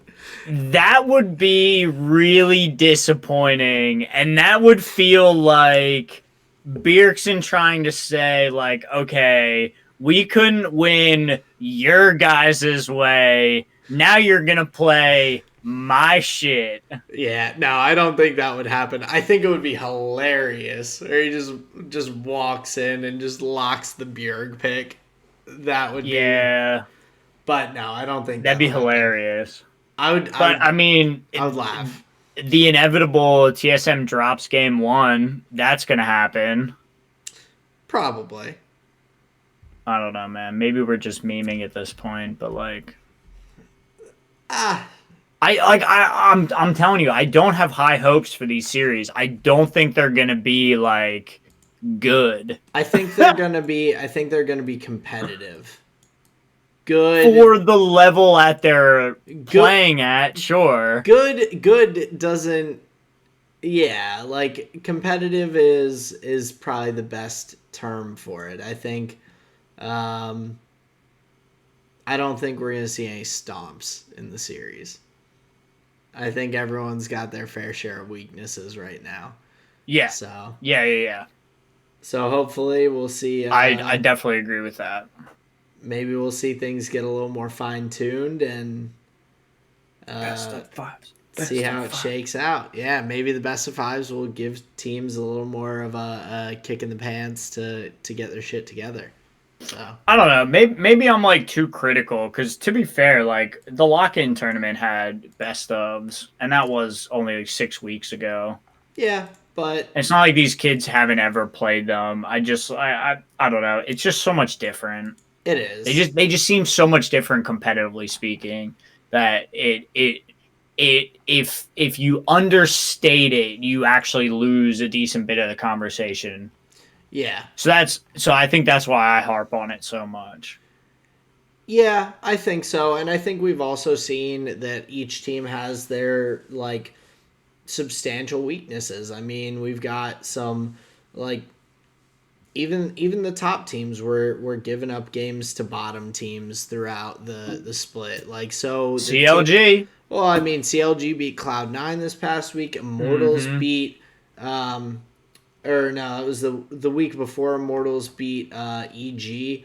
But like we've had some really weird losses for some of these top teams, Right. to say the least. Like I think there have been some strange losses for teams that should be top teams. Like Mm-hmm. there are ones that they just shouldn't have lost and they did. So I think that makes it very interesting to see the best of fives. I think it makes it slightly concerning going into MSI. Um, Granted, I think the LEC also has had their fair share of similar issues in terms of the top teams dropping games, but And the meta is similar, yeah, notably. very. So it's not as though they're going to have to learn how to play around all these like quote unquote unfamiliar champions. No. The meta is similar, so it's not like it won't be a surprise Yeah. when G2 shows up. So I think like yeah, the whatever teams make it out for MSI, I think I don't think NA will be at a super disadvantage. They'll just be at their regular disadvantage. Right. Unfortunately. So, but yeah, it'll be fun. I'm excited to kind of watch those through. I completely agree with you. Like getting to watch a full extended series and how that shakes out is very interesting. So, Mm-hmm. Yeah. I think I will be a little tuned out from the analyst and caster. And maybe not the casters. I think the casters are fine. The analyst desk this year has been like less than intelligent. it's Um not super watchable for me. I a lot of yeah, times just kind of skip it. me too. And I'll tell you what, I find it was helpful in the beginning during the lock-in to help me like get a sense of players, storylines, meta, like that kind of thing. Mhm. But now it's just like I have so many more like engaging observations about the game now at rather than like what they would be talking about with it, and it's just like, yeah, just give me the series. So I think that's going to be like the worst part about it is like I'm just going to be chomping at the bit, like, all right, like let's get these fucks off the screen, Hey let's just man, get into the game too. bathroom breaks, food breaks, just it'll be Yeah, I hear you, I yeah. hear you. I So just like my I just like the action, definitely, and I love mean, watching it. I like good commentary on what's going on as well, and hopefully it's not too rough. So Hopefully it's not Freak. I I have my opinions. They're strong ones. I expect to see him casting some games, Probably. but hey, he does his best. We all do our best, We all actually. do our best. Yeah, that's the So thing. yeah, um, yeah, it'll be interesting to see. But I'm very much looking forward to it. Only in a couple days. We've got Drive to Survive this weekend. We've got fucking playoffs this weekend. Bro, I'm gonna be I'm gonna like come the Drive to Survive series. I'm gonna have binged it all by like I don't even Friday know. night. Um, I'm Yeah, curious. if it's like a 9 a.m. drop, is it a noon drop? When does it go live? That's what I'm looking We for. have the date, but I need the time. I'll set my alarm, you fucks. So it says March 19th, midnight Pacific. So it will be like 2 a.m. on Saturday. Um, Hell yeah. or actually, oh, That's 3 a.m. on Friday. it's either 3 a.m. So 3 a.m. Friday morning or 3 a.m. Saturday. I guess that would be 3 a.m. Friday morning. Yeah, I don't know how time zones work, so. I know how time zones work. I just don't know if they mean that. But it's the date. So they're saying the date. Yeah, So so the midnight would be. Yeah, so I guess that would be like 3 a.m. our time Friday right. morning. Hell yeah. So Friday night, I'm going to get home. I'm going to. Thursday night. You can come No. home real late. Nope. No. Can't do it. I've got work on Friday morning, and I know Damn, that's dude. one of those things that if I there have been shows where I've tried to start them just like on a normal weeknight at like Right. 9 p.m. and then it's like 4 a.m. and I'm still watching and I'm like, oh, I have to be up in 3 hours. Yeah, that's a bad day. You don't want to do that. I'm really not good at starting something that I'm like really interested in watching Right. on a weeknight. Like Gotcha. I have to do it on the weekend. My weeknight watching is things that I've already seen typically or things that I don't care if I miss something. Like Gotcha. Because you have to have the availability to fall asleep watching it, exactly. or just to be able to turn it off. Yeah. Yeah, So, brutal. yeah, I can't do it. It Hmm. nope. I understand. But by the end of Sunday, I've watched 2 series of Best of Five League of Legends and all of Drive to Survive. Which is funny because then come that Wednesday, we'll be doing like a recap of the 2020 season because we'll be talking about Drive to Survive, which is funny. True. Yeah. It'll kind of hit all the different points that maybe like memories from the season and all. So Right. yeah, I doubt I'll finish it, to be honest. I uh, So we'll I have to go slow, like a first I'll date. I'll power through it all. Okay. I'll be an aggressive first date. You degenerate, man. The last of the late breakers over here. The last of the late breakers. You Jesus. got me. Um, but I know you did want to get into some more deck tech. So do we want to get rolling with some of that? Yeah, we can get into that. First of all, but before we do that, I would like I have two things on my list. I heard something hilarious yesterday, Okay. and this idea has just like been stuck in my head. Just totally not magic related, so we'll put it here and then we can talk about magic related stuff. All right. Um so I was with a client yesterday, and she was talking about how her daughter has been like having problems in school, Okay. and Virtual sh- or have they are in both, person? I'm pretty Both. sure. Okay. Yeah. And she does the work for some classes, she doesn't do it for others. She like enjoys sports but isn't like that socially competent.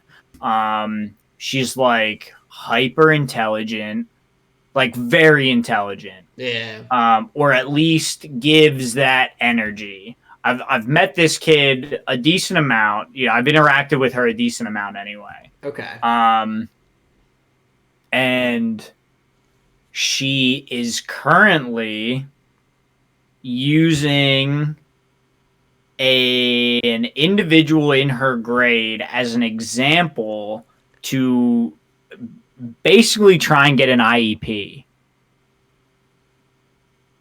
Wait. Yeah. She's sandbagging school? Yes. Yes.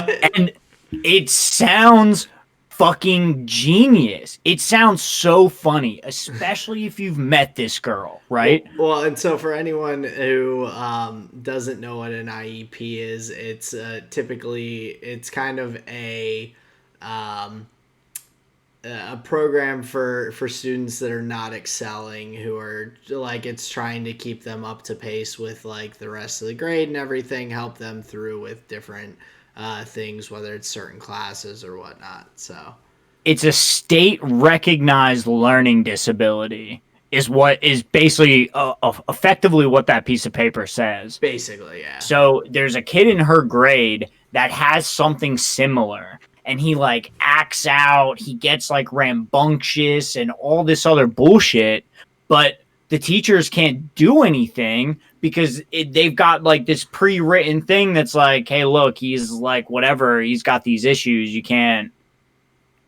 touch him, yeah. It's got right? like an anti-discrimination like R- paperwork, like right. So now this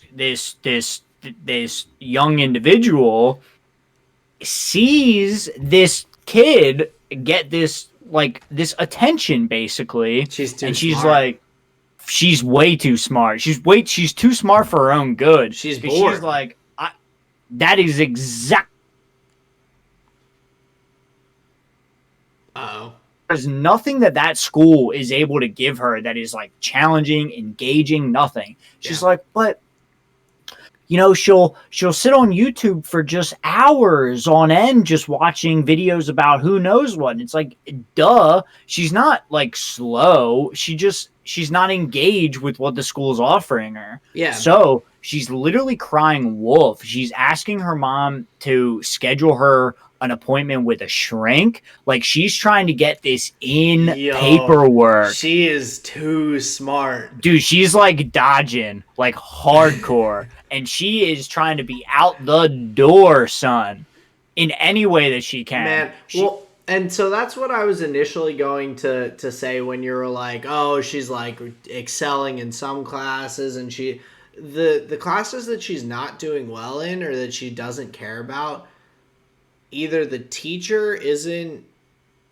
good or they're just not engaging." And That they're is a not. known factor. The teacher is somewhat of an issue Yeah, with the young individual. and I think that's a big problem. I mean, I look back, someone who I'm super close with now, years and years after high school. I tutored back in in high school. I was in National Honor Society, and I had to tutor someone because of my Oh, hell requirements yeah. for it. Right. And so I got stuck You're with so this. smart, dude. I'm so proud of you. Nah, I'm not. I had to try a bunch of times to get in. They were like, "We'll let you in if you just stop bugging us," basically. You actually had to fucking beat up the other applicants, so you were the only one left. Pretty much. Yeah, That's how I snuck my way in. But I hear you. uh, I'm sorry. Continue. no, but this person, like, we would show up to tutoring. I would be like, "All right, so what are you having trouble with?" They're like, "Nothing." And I'm like, "Well, like, you're here for this, like, so like, what's the deal?" They're like, "I don't like my teacher." I'm like, "All right." I'm And like, then you say like get out a worksheet, and they can perfectly do the work. "Yep." Yeah. Like, no issue. Like, we ended up not. We would like. I would help them with homework for other classes that was completely unrelated to Mm-hmm. the work that they were supposedly struggling with, and uh, it was like we became really good friends because we are just talking about life and just hanging out basically. Right. Um, Right. in our school sanctioned time that we had to be there, and like became they're a very good friend of mine now. But it's just funny, like the fact that a teacher can have that much of an impact by not being engaging, not being willing to work with students, not like whatever. Like, both my parents are teachers. I would say I know a decent bit about like how a teacher can be engaging and interact with their students, and like my dad, he doesn't put up with any BS. Like, if people are messing around in class and stuff like that, he's like, "You can go. Like, Mm-hmm. if you don't want to be here, don't be here. Like, get out of my room." Like, Right. he does his best to I try I and. don't think she's like that disruptive No, though. I don't think so either, but it just sounds like she doesn't enjoy that person, and so she just doesn't care. And like, Right, dude. Yeah. that's fine, but like, you shouldn't be dragging it that low to be trying to get an She's IEP. trying to get like sign from like Governor Wolf, like, yo, you don't have to go to school, fam. Like that's what No, she's going for. And can't be it doing that. yeah, it sounds crazy. It And it was just so funny to me talking to her mother. I'm like, geez it's almighty. that's hilarious, but like semi concerning as Yeah. well. Yeah, yeah, yeah. Because like, she sat. Honestly, this kid sounds like extremely intelligent. I mean, back in high school, I when I decided I would be lazy, I was like, I'm just gonna take the like lowest level of class I can take, and just like my English class senior year, I would answer, like, the teacher would ask a few questions at the beginning of class. I'd answer all of them and like not let anyone else answer anything, even though most people didn't want to anyway. And I would Right. just go to sleep for the rest of the class because I was like, teacher knows I know what I'm doing, so he'll just leave me alone. I did that. Yeah, I did that that was a first. great I strategy. did that first period every day of senior year. I would Hell answer yeah. like three questions at the start of my English class. Out, sleep. Hell yeah. So that's what Damn. I did to sandbag. But like, she's actually trying to get Yeah, like. she's legitimately trying to like game the system. She's trying to beat it. I was never like smart enough to think I could go that far, and so that is like Yeah. extreme kind of intelligence. And I don't think she's like, Lord Voldemort or anything, but it No, was just super funny to hear, especially cuz like I've met this girl and it's just yeah, like, damn man, that's a pretty funny one because like her mother is such a sweet lady that just for her to have to deal with something like that it's such a juxtaposition. yeah, But yeah, I heard that yesterday. I just thought that was the funniest thing ever. that's awesome. The I girl who mean, cried wolf, man. The more better yet, the girl who cried stupid is like what she's Like, trying to do. I want to say good for her, but at the That's what same I time, said. That's what I said. I was like, that's awesome. at the same time, I'm just like, in the back of my mind, I'm like, it sounds like she has so much potential, I but know, then, right? I'm also like, yes, get away with being as lazy as you can. Like, I'm all about it. That's Yeah. Well, oh, she's doing it in such a creative way, or at least an out of the box way. It's like, yeah, I that's so funny that she's like, she sees a kid who's actually struggling, and she's like, how can I do yeah, this? she's like, I can do that. It's like, Jesus, okay, That's whatever. amazing. I love Yeah, it. so I thought that was amazing. No, I Um, love it. That's awesome. but yeah, less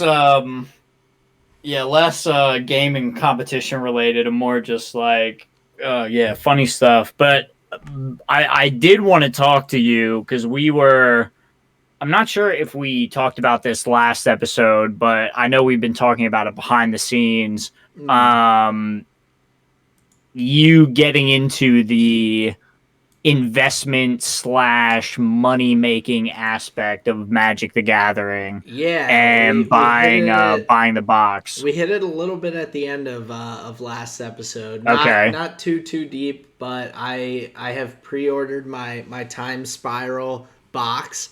Um, Now, what's your plan? Okay, like what's your goal? How do you see this playing out? I'm curious.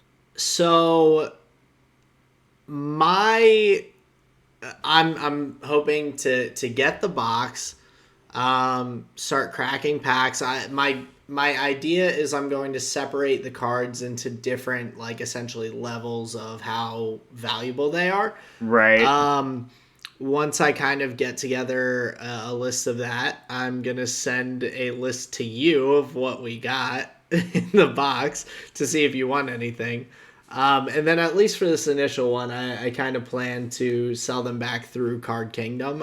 okay, I think that's going to be the easiest way. So, like, I'll put the expensive ones in the sleeves right off the bat, keep them in good right, condition to send in, and then um, get paid. And like, I think there's probably slight potential for me to end up like losing $20 or something like that overall, right. but there's also But decent you've potential gambled for me. before. It's Yeah, nothing. there's also decent potential that I could make some decent money with it, and Right, if I get some good pulls and can make more than the amount that I spent on the box back, then I'm kind of planning to, like, any like residual or extra that I make right now, I think I want to just kind of put that aside and hold off, and then right. hopefully for future invest in, like, maybe two boxes or like whatever Right, to get a little bit more, and maybe at some point have like one of those boxes that I just hold on and keep for a couple years, and then try and sell later right. if it becomes more of a significant collector's type thing and whatnot. Nice. So Okay. that's kind of where I'm at. Like, It sounds like a decent plan. I think that there's decent potential for me to make more than the value, or more than I paid for the box. Yeah. There's probably a 25% chance or something that I make less back. Which, Right.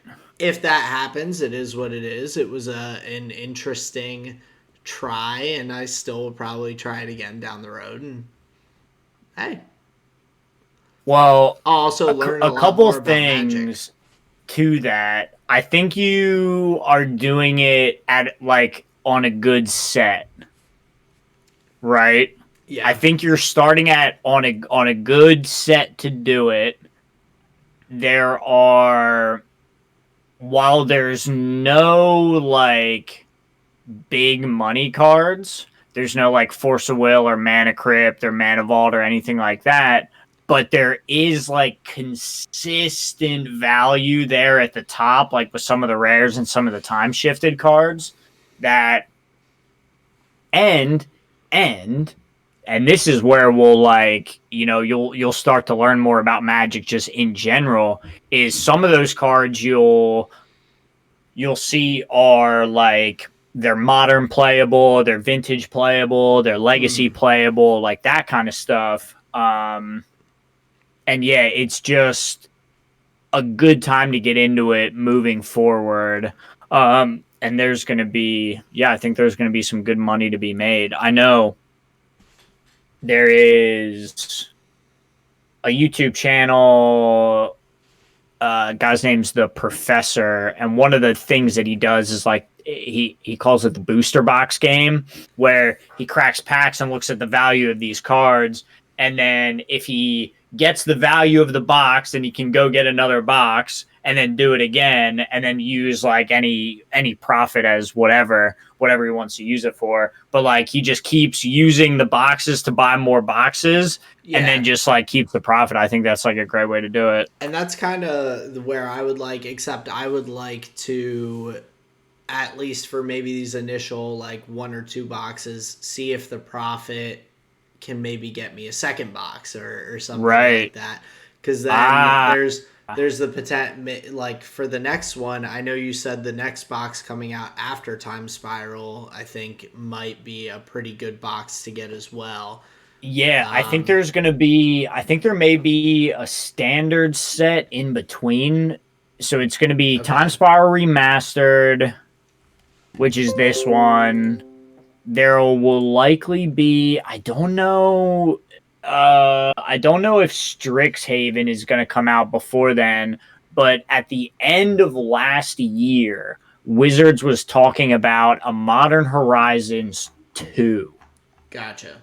And that was a set that they stated, like I said in the text message, is that's where they're going to be reprinting the fetch lands. And Mm. fetch lands are big money. I don't know if you looked those up, but they're like $50 plus. Gotcha. I didn't look into it yet. Yeah, those are insane. But so it's a good time to be getting into Magic. Like that's just a good way to put it. Yeah, and I think overall, I think if I'm doing this, I'm also going to be like looking at the cards a lot more, reading them, getting a better idea of like what they do and things like that. And I think Right. overall, I will gain a better understanding of at least like what the cards can do. Maybe not play styles and necessarily things like that from cracking these packs, but Right. I think that it will. I mean, it can't subtract from my knowledge of Magic. Like, That'd be funny. I think that would be like me trying to get an IEP in Magic. Like it's Yeah, you'd have to really go out of your way to to be. lose Yeah, knowledge of that's funny. Magic. So I think overall it's going to be pretty cool to crack these packs, see what I get, learn a little bit along the way of what the cards do, and hey, hopefully make a little bit of money. So, Dude, and it's so much fun, man. And it's like you can actually feel it like hitting you like a drug does. dude, You're just like, I used to crack packs of like I used to get hockey cards and oh baseball hell cards and yeah. stuff like Hell that. yeah. So you Crack, know all about it. oh, opening a pack of hockey cards like when I was super up with every single player in the NHL and things and being like, oh, did I get this rookie card and things like that? Oh man. Hell yeah. It's an So yeah, adrenaline rush. You're gonna be in bliss. I am gonna The be one thing living the I did want dream. to talk to you about is you said, hey, I want to get into the financial side. I don't want to play. I feel like I'm too behind. That's bullshit, my friend. They make so though, especially for the game format that we Mm. play Commander. Well, yeah, Commander is like it can be the most casual format where well, you don't need expensive cards, you don't need like super high skill level. I feel like if you ever wanted to get in on it with us, you would be able to pick up one of the pre-constructed yeah. ones and just like sit right down and play and have no issues at all. I think I could, and I guess saying that I would be like too far behind or whatever is probably not the app comparison. I think that if I bought one of those pre-constructed decks, I wouldn't be super competitive. I could still You definitely. you could be though. You would be. You Like really think so? Because for you guys have tuned your decks pretty well. I think jumping in with you Ian would be guys. the only one that would give you problems because he doesn't have like lower powered decks. I know I you have said that. tons of lower powered decks. Brett has lower powered decks. Jason has lower powered decks. Yeah, So you would actually be able to come in at a level where but I couldn't you compete at like the top level. But I could still play and have fun. not yet, but if you're cracking True. packs of Time Spiral Remastered, you're gonna have copies of Pact and Negation. I don't. You know what I mean? Like That's you're true. this is what I'm getting at. Like you're pretty close to being able to like, get into the hobby as much as you want to. I don't think you should put arbitrary restrictions on how much you can enjoy it because it really is so much fun to play with the cards that you cracked and the arts that you love and all that. It I'm really is a good time. I'm This is definitely my sales pitch. no, I understand, but I'm also definitely slightly concerned about how much money I would spend on it. If you're making all this If I'm money from hey, singles and if stuff, I am making money on it and like say I crack these packs and make $100 extra on it or something, then that's 40 for a commander deck, $60 to your student loans. that's definitely something I would consider it a little bit more. I want to see at least like how this first You're gonna have box so much goes. fun. You're gonna have so much fun. I want to see how the first box goes and in terms of like how much I'm making and things like that. And that will also give me a better idea of like if I'm going to consistently want to do this and like figure out which Mm, boxes and like the more intricate details. Like right now, right, I'm like, hey, let me give it a shot, see how it right. goes, and I'll at the end of the day, I'm sure I'll learn more about it. I'm definitely not opposed to playing Magic by any means. I just I have some hangups in terms of I think Some that sexual hangups, huh? knowing myself, I would probably spend more money than I necessarily should. I definitely did that with buying shit in League of Legends for Oh, dude. Yeah, those years. skins, you can't get that money back, bro. Honestly, I should sell my account because I Yeah. because I have so many skins and like I have hundreds of dollars into that account that Yeah, man. I mean, hey, it was worth it at the time. I was not buying other video games and Think things. of all of the women that you courted because of the sick League of Legends skins that you had. Hey, baby, have you seen my Infernal Alistar? Dude, remember when there was the video of the dude being like, "Hey, will you go to prom with me? I'm Challenger." Yes, I do. I do. That was so rough to watch. Because he is still dealing with the consequences of that moment of his life. Hey man, chicks dig Elo. They do. They really dig it. But no, But yeah. yeah, no, they're. Where do we go to sell our account? Because that's something that I should really do. I'll find somewhere. Hell yeah, Uh, Jesus, man. I'm sure I could tabulate like how there's a website that tells you how much time you spent playing League over the years. Yeah, yeah, There's got to be something that tells you how much money you spent on it too, which yeah. I'd be Without going through and just like adding up all your transactions. yeah, there's got to Yeah, be something.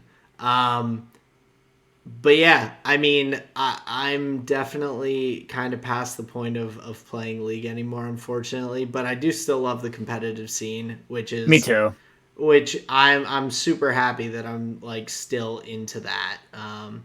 So, But in terms of Magic, I think that what my main thing is learning curve, which I think I would pick up relatively quickly if I was putting the time in. Like, I'm not Yeah. super concerned about it, but also, like, how much money am I gonna sink into a new? They don't call it cardboard crack for nothing, bro. I Exactly.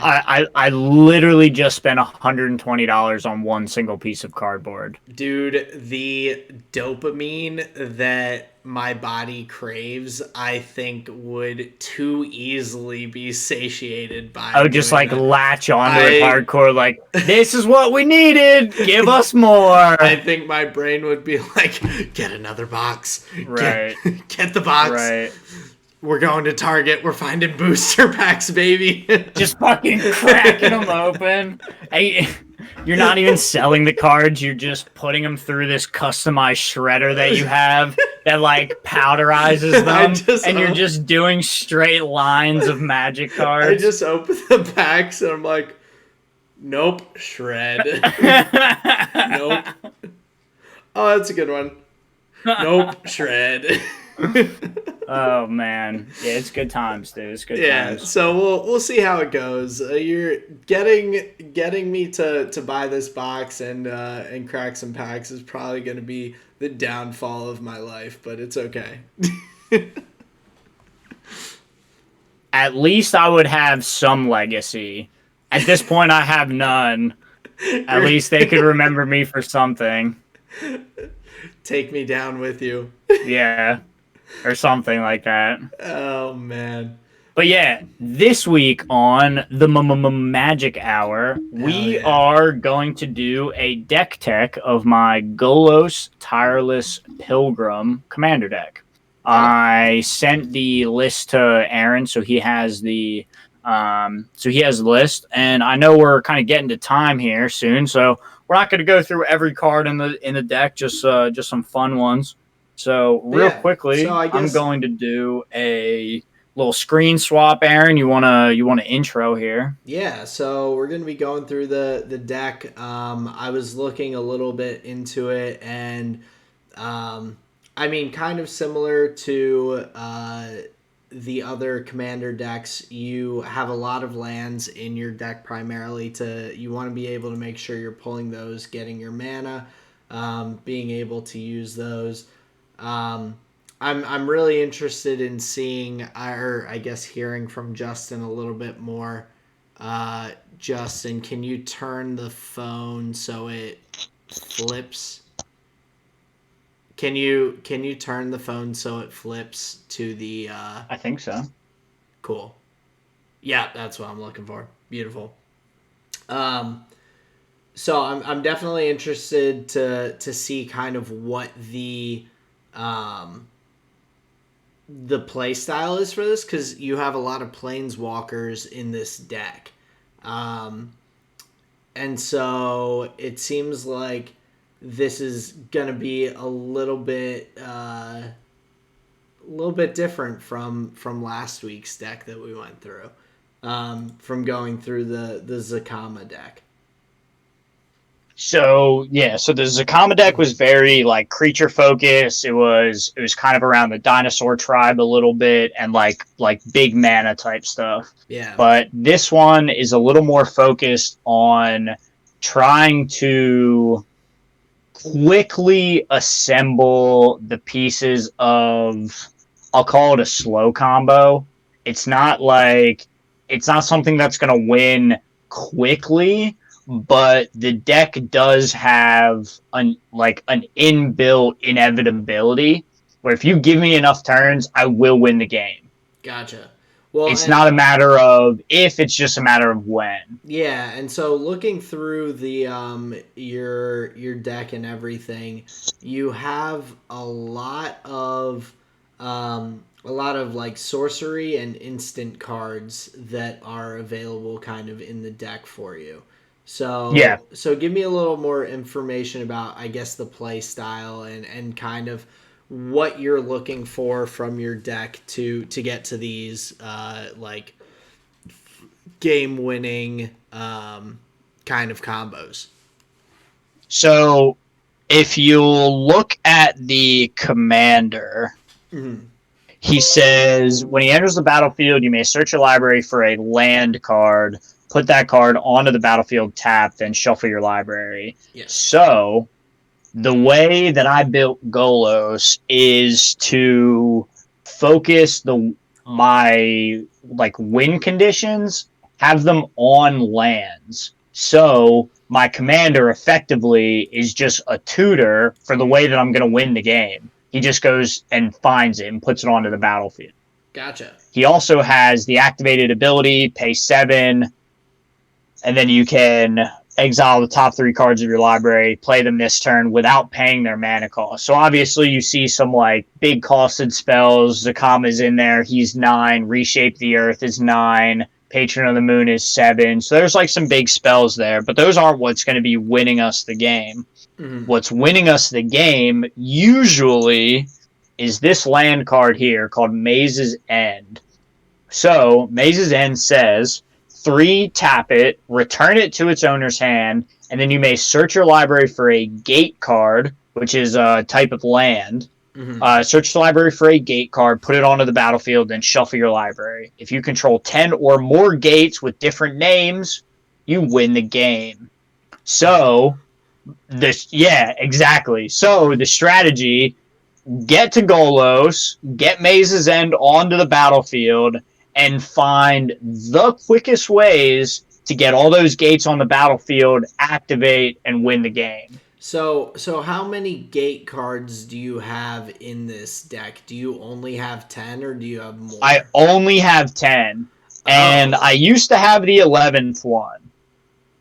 There's only 11, right? So there's 1 gate for each of the guilds, and then there's the, I think it's called Gateway Plaza.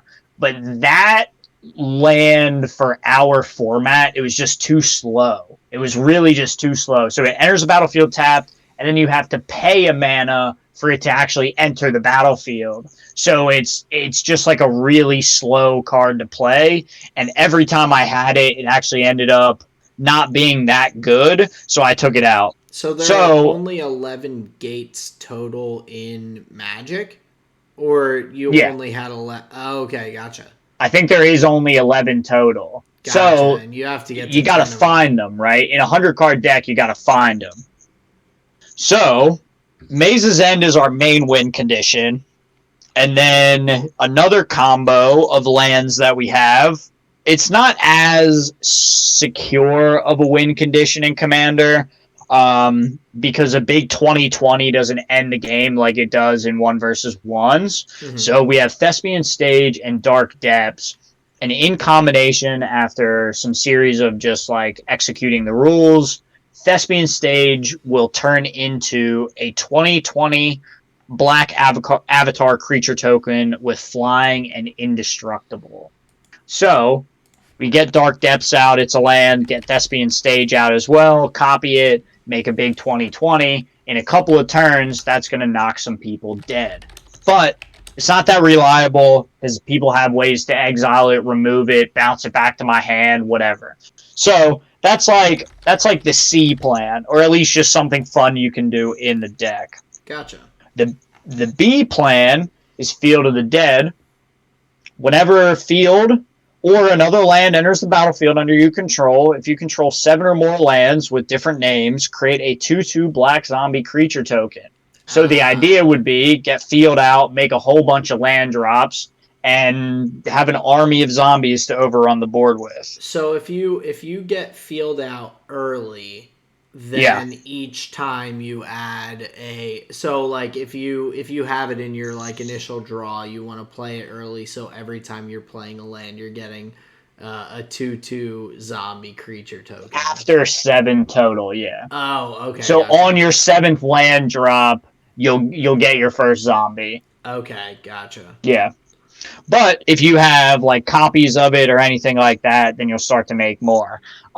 So those are like the main win conditions of the deck, and those are the ones that are on the lands. Okay. Now, how do we get to having all of those lands on the battlefield? We have a full suite we have make extra land drops. We have search your library for gate cards, put them onto the battlefield. Search for 2 land cards, put them onto the battlefield. So let's say I have a good amount of gates, but I just need maze or field of the dead or whatever. I can go and grab them with Hour of Promise. I can get a specific one with Sylvan Scrying. There's a couple of lands in here that do some like utility type stuff. I can go grab what I need with that. And then there is Scape Shift. So all in one swoop, I can go sacrifice any number of lands, search library for up to that many land cards, put them onto the battlefield tapped. So I can just totally change the mana base that I have on the battlefield. So those are my ways to kind of tutor up the lands that I need. And also in the deck, we have ways to rebuy Golos' ability to just bounce him, put him back on the battlefield, go get another one, bounce him out, go get another one. Gotcha. Yeah, and I saw that your some of your creatures in here, like your district guide, your dryad of the Elysian Grove, like they are Yep. also like they're creatures, but they are also tooled to helping you get to those lands and get those win conditions with the gates or the lands Right. and everything. Right. So, So you were asking about the instants and sorceries. A lot of them are focused on getting more lands out, and then the other ones are just like removal and ways to interact with people trying to mess with my stuff. So like kill their creatures, counter spells, bounce things, stuff like that. gotcha. Because yeah, with this, it sounds like you do need a certain amount of time, so you have to have some sort of counteractive ability to kind of block the other players from getting to their win conditions first. Yeah, exactly. So Just stop them and their plans. So here we have some of the big planeswalkers in the deck. Now, why did I want to go with planeswalkers? Because then they would just be in my binder. Part of my philosophy about building and why I have so many decks is I just want my cards to have a home. I don't want them to just be like sitting in a binder, never looked at, never used, never played with, kind of like Andy's toys, you know? yeah, Um, so I figured this would be a fun place to try and include some of the planeswalkers, but they're big, strong, and they demand attention from the enemy players is the big idea. So while I'm trying to do my thing and assemble all my lands, here's these planeswalkers that are effectively gaining me life and taking the heat off of my life total and having them have to worry about the life total of my planeswalker friends. Notably, we have Lord Windgrace in here, who is a land strategy focused planeswalker. We have Raw, which is going to give me like card selection and damage. Veraska Relic Seeker offers an end game. -10 target player's life total becomes 1. So you have a way to just like drop somebody out of the game pretty quickly. Ashiok the Dream Render, exile opponents' libraries, and opponents can't search their library. So no tutoring for my opponents can really shut down a lot of strategies. And we have a decent amount of graveyards in our play group, so it helps me deal with those. gotcha. And then Oath of Teferi, you can activate the planeswalkers twice in one turn, which is huge, and then ignite the beacon, go look for them. Now, this is often my favorite section, is my secret commanders. Now, these are other legendary creatures in the deck that facilitate the strategy, right? Yep. So we have Gigantha. Notice her ability. She taps for all 5 of the colors. So when you tap her, she adds 5 mana. Oh, So that's you tap huge. her, that's like a full Golos activation. That's That's 5 huge. of the mana. So Gigantha, she's a big player in the deck. Um, she gets you quality Golos activations. We have Sisse, Weatherlight Captain. She's a tutor, so you can pay Wooburg and go search your battlefield for stuff. She's really good. We have Asuka, God of the Tree. She's a mana dork, meaning she taps for a mana and then gives the ability to my other legendaries where they can tap for mana. So if she's on the battlefield, Golos really doesn't do anything. He never really attacks. So Golos will turn into, I can make mana with him. Giganta, I can make mana. Sisay, I can make mana. Gotcha. And then we have Yarick, who is one of my other commanders that I have, but he works really well in the deck, gaining me double enter the battlefield triggers, which when you have a lot of lands entering, creatures entering, he's a great one to have to double those effects. And then we have Joda, Archmage Eternal. So he says you may pay Wooburg, which is white, blue, black, red, and green, rather than the traditional mana cost for spells. So if I have something that costs 9 mana, instead I can just pay one of each color and I get to cast it. So he So helps kind of lower the curve. So with Yarick, for instance, Yep. if you do have to kind of go by that play style of getting out like the zombies and trying to get creatures onto the battlefield, if Yep. Yarick is on the battlefield, you would be getting 2 of each for that, correct? Exactly. Okay, Right. so you're And if just you're dropping like 3, 4, 5 lands onto the battlefield in a turn, that's 12 zombies now that people are gonna have to deal with. gotcha. So yeah, Yara can generate a lot of threat very quickly. That's awesome. Um, Now for the big swings, the cards that you would really want to hit off of Golos' ability to be able to cast them for free. So we have Brass's Bounty, big 7 mana spell. Gain a treasure token for each land you control, which, depending on when I cast this, I could be coming into a lot of treasure. Okay. We have a copy of Ruinous Ultimatum. So destroy all non-land permanents your opponents control. So it'll wipe all of their shit off the battlefield, but mine will all stay intact. Okay. Big board wipe. And then you know this guy. We have a copy of Zakama Primal Calamity. He's just too good. Untapping all your lands is so good. And if he comes off the top for free with the Golos activation, that's just such a power swing. So he's in there. We have Planar Bridge. For 8 mana, you can go search your library for a permanent and put it onto the battlefield. You can just dig anything out of your deck and put it out for free. Very strong. And then we have, shout out to you, by the way, Reshape the Earth. So search your library for 10 land cards, put them onto the battlefield tapped, and then shuffle your library. This is one of the cards that came in the Commander Legends boosters that you had bought me. Sick. And this is just like perfect for Golos. Exactly what the deck wants to be doing, spending big mana to make a bunch of landfall triggers. So Reshape the Earth is kind of like the big card in the deck. So shout out to you. So thank you. Merry Christmas. Hey, absolutely, man. I wanted to be a part of the fun, so Well, and you're gonna be, man, when you play Commander with us, and you'll be able to see this Golos deck run in action.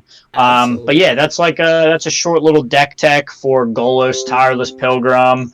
He's a really fun one to play. It's never, it often doesn't play out the same because he is so toolboxy. Mm. Um, I can often kind of grab what I need for that game and try and put a win together from there. So yeah, it's a really fun deck, really powerful.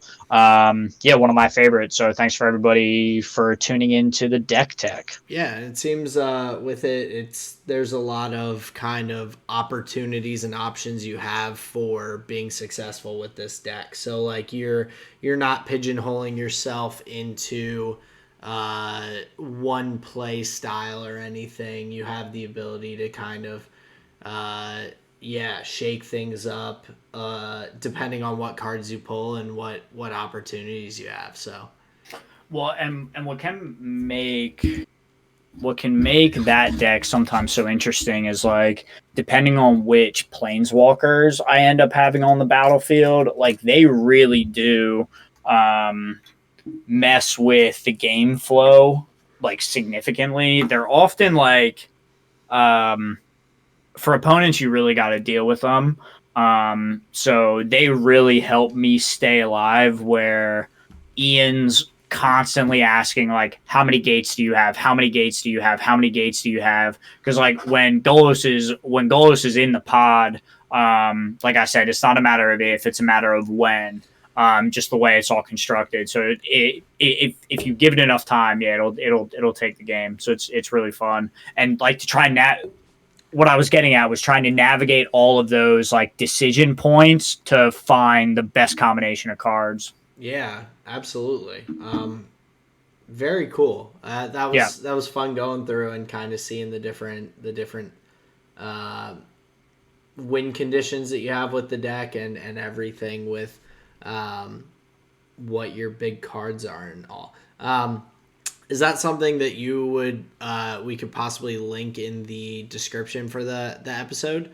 Yeah, I have the link in the talking points. We'll be able to throw that up so everybody can take a look at it. Cool. Yeah, I think that Yeah, would be cool for everyone to be able to go through and kind of see. Even though with this website, some of the cards are in Japanese. So oh yeah, it picks the website is weird. It picks like whatever like the most recent alternate art or like printing of it is or whatever. So yeah, that's why some of them don't look like regular Magic cards. gotcha. Yeah, there's some that Yeah. are in like Japanese. I think it is that Hmm. I was looking at, and I was hoping that they didn't come up in in the cards you were mentioning. But I Definitely would did not. say Yeah, I know the one no, you're talking they about. didn't. There's a few, especially like I think four of the planeswalkers all are. Right. And Um, those were from War of the Spark. They did there was like this whole Japanese art run that they did with them and they were really sweet. gotcha. Very Yeah. cool. So But yeah, um, we'll link that deck in the either in the yeah, probably in the description so everybody can go take a look and see how mediocre I am at deck building. hell yeah. Yeah, dude. Hey, it's better than me potentially buying a pre-made deck. So Those lists are okay. Like that's what I'm saying. Like they hold up, man. They're not bad. all right, They're well, really not bad, and you get access to like solid cards too, which is sweet. Like yeah, actually like commander playable cards. yeah. Well, Yeah, it's good stuff. we'll see. Maybe we'll have a little bit more to talk about with it down the line. I'm hoping that I'll get my box before next episode, but that may not happen. Yeah, So based on the shipping that it sounded like they were gonna have, it may be a little bit. it may not be until we may be doing a recap of some crack packet or pack cracking. Pack cracking, crack packing. Crack Oh, packing. damn, Aaron, packing those cracks, dude. Along with some race recaps. So, Yeah. but very cool. Um, yeah. Anything else you want to hit on before you take us on out of here for today? No, I don't think so. That was really all I wanted to hit. I know testing this weekend was really fun. Looking forward coming up this weekend for the LCS playoffs. Drive to Survive. And next week, look forward to. I think the deck we'll be doing is Azor the Lawbringer. So Aaron, I'll get that to you Beautiful. and to the listeners. Stay tuned on March 28th. We'll be doing a live watching of the first race. Stay tuned for that. But yeah, other than that, man, I think that's all I have. Awesome. Well, thanks again, everyone, for listening. You can find us on YouTube, Anchor, Spotify, Twitter. Look for us there. You guys should know the links at this point. But thanks again for listening to another episode of The Tall and Short of It. Drop a subscribe, leave a comment, hit the like button, engage with us, please. That's been the tall and short of it, everybody. Peace out. Later.